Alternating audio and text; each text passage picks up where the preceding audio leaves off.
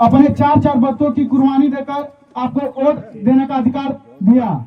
उस कुर्बानी को यदि आप जानेंगे नहीं, और एक चीज ये जान लीजिए कि जब आप प्रधान या जिला पंचायत चुनते हैं तो इस चीज को आप विशेष ध्यान रखिए कि आप 5 साल के लिए आपके सुख दुख में खड़े रहते हैं कि नहीं रहते हैं, आपकी समस्या में कहीं कोई मामला होता आते हैं कि नहीं आते हैं।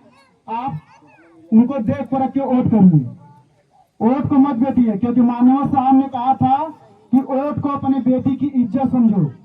जो व्यक्ति वोट बेचता है समझो अपने बहन बेटी का इज्जत बेचता है। वो क्यों बोले थे? क्योंकि हमारा जो बहुजन समाज है, जो अनुसूचित जात है, जनजाति है, पिछड़ा वर्ग है, अल्पसंख्यक समाज है, वो अपने मान सम्मान स्वाभिमान के साथ समझौता नहीं करते हैं। इस नाते माननीय साहब ने यह बात कहा था कि जब हमारे लोग जानेंगे तो, क्योंकि पहले के समय में आप लोग देखते होंगे जब हमारे नात बात में कोई रिलेशन का कोई आपके घर पे आता था तो उस समय कुर्सियां जब नहीं होती तो लोग चारपाई बिछाते थे, तो बिछाने के लिए दरी बिछाते थे ना, नया दरी लाते चादर बिछाते थे।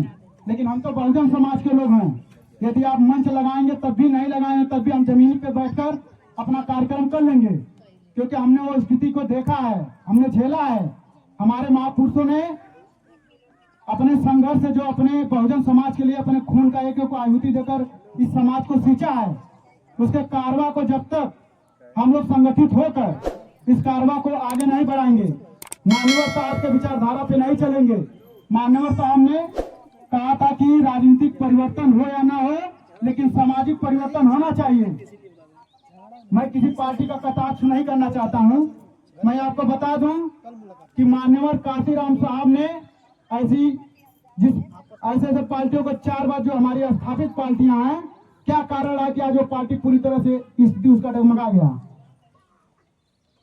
क्योंकि